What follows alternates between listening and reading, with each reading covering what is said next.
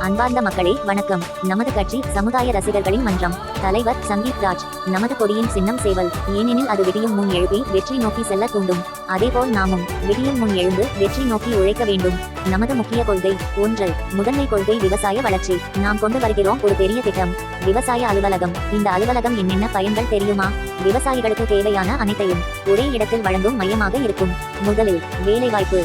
ஏரி வேலை போன்ற பணிகளில் வேலைவாய்ப்பு ஏற்படுத்தப்படும். மேலும் தொழிலாளர்கள் மற்றும் விவசாயிகளை இணைக்கும் மையமாக இது செயல்படும். அடுத்ததாக தானிய கிடங்கு. விவசாயிகள் தங்கள் விளைபொருட்களை பாதுகாப்பாக சேமிக்க வசதி. கொள்முதல் மற்றும் விற்பனை மையம். தங்குதடையின்றி விவசாயிகள் நேரடியாக விற்க உதவி. விவசாய இயந்திரங்கள். டிராக்டர், உழவு இயந்திரம், அறுவடை இயந்திரம் இவை அனைத்தும் வாடகை அல்லது பொருளாதார அடிப்படையில் இலவசமாக வழங்கப்படும். நீர் பாசனம் வாகனம் மூலம் வசதி.